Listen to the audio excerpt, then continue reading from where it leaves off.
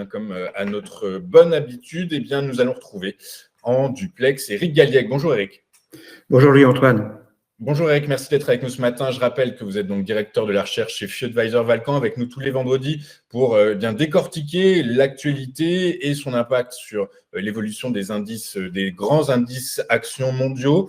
Et donc, on va commencer votre rubrique par la performance hebdomadaire réalisée par le CAC, le S&P et l'euro-dollar sur la période allant du jeudi au jeudi.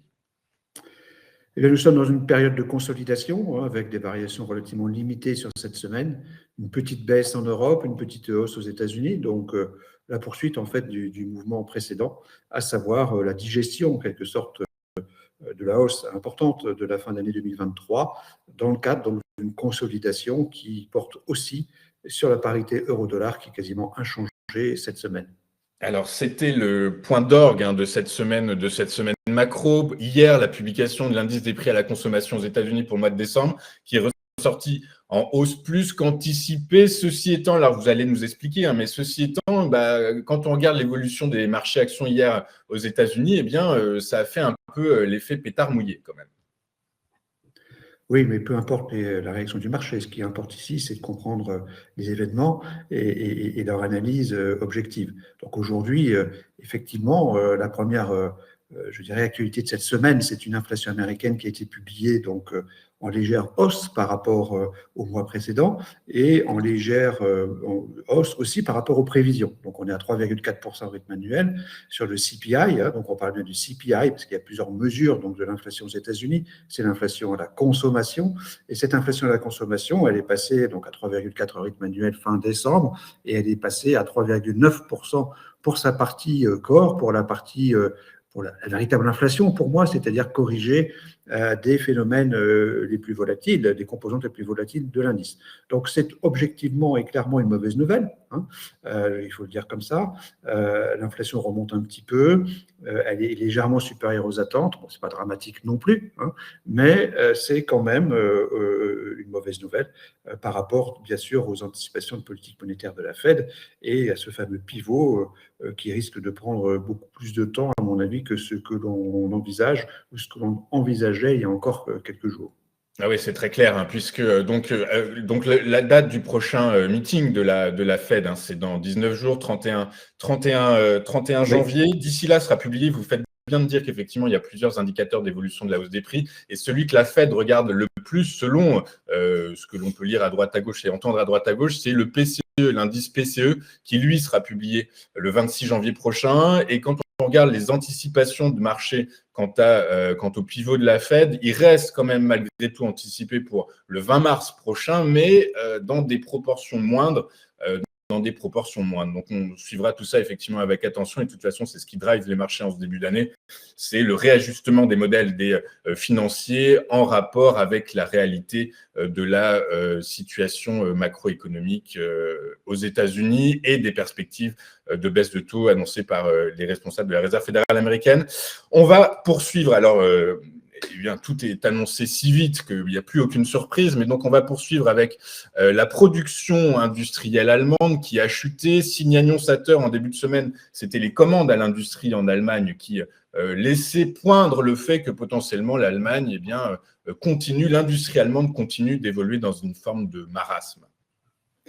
Oui, bien sûr, ça nous confirme d'une façon très très claire que l'économie allemande est quasiment en récession, que l'industrie allemande est en récession, effectivement, et que l'économie allemande dans son ensemble est en stagnation, voilà, proche de zéro. La production industrielle a baissé à nouveau pour le 6e mois consécutif. C'est quand même quelque chose d'extrêmement significatif et important outre-Rhin, dont on sait que la sensibilité à l'industrie est plus importante qu'en Europe du Sud. Et donc, ceci est une mauvaise nouvelle. Ça nous confirme bien, avec la première actualité, que nous sommes bien dans un cadre 2024, dans un contexte 2024 stagflationniste, avec une forme de stagnation économique et une inflation qui n'est pas débridée, mais une inflation qui reste significative, comme l'a rappelé donc, le chiffre évoqué précédemment. Donc, une situation de stagflation que les deux premières news de la semaine nous rappellent. Et on va basculer sur la géopolitique, la géopolitique qui prend de la place, de plus en plus de place en ce début d'année 2024. On sait inévitablement, on suit depuis des années, des dizaines d'années, la guerre commerciale que se livrent la Chine et les États-Unis, mais fait nouveau, là, c'est l'Europe qui serait ciblée par les autorités chinoises. C'est exact, c'est un petit peu nouveau, même si on sait très bien qu'il y a une petite polémique entre l'Europe et la Chine. Et donc, effectivement, la Chine a annoncé cette semaine une enquête sur les producteurs européens donc, de spiritueux, d'alcool d'une façon générale, ce qui est en quelque sorte une réponse très claire de la Chine à l'enquête qui a été ouverte par l'Europe sur les subventions dont bénéficient les constructeurs chinois de véhicules électriques. Donc, on a effectivement une montée en puissance d'un risque de guerre commerciale, on va dire, entre la Chine et l'Europe. C'est bien sûr quelque chose de négatif pour le scénario de marché. Ça nous rappelle combien le contexte du commerce mondial est moins favorable depuis plusieurs années déjà. Le commerce mondial qui avait été toujours en croissance plus importante que le PIB mondial pendant très longtemps. Aujourd'hui, c'est le contraire. Et donc, on a effectivement l'effet effectivement de cette guerre commerciale entre la Chine et les États-Unis et maintenant l'Europe.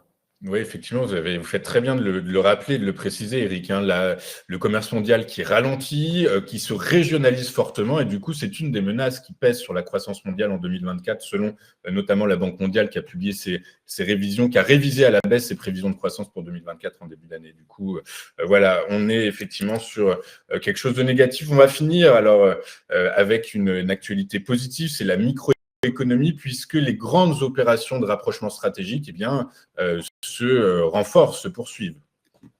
Oui, les entreprises sont à la manœuvre, comme on dit, sur les marchés financiers. Elles sont présentes, elles en bénéficient, elles le favorisent aussi. Donc, il y a un effet induit qui est favorable pour les marchés d'une façon générale, que ce soit les OPA, donc l'OPA de HP sur Juniper Networks aux États-Unis, une opération de 14 milliards de dollars avec une plus-value, avec une prime de 30% sur le dernier cours coté. C'est quand même quelque chose d'assez important qui stimule forcément les investisseurs en disant bon, on va chercher la prochaine.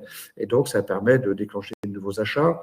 Sodexo va introduire en bourse son activité de titre de service pour les entreprises, comme l'a fait Accor il y a déjà de nombreuses années avec Edenred. Donc ici, c'est Pluxee qui va être introduite en bourse le mois prochain, ça viendra très très vite.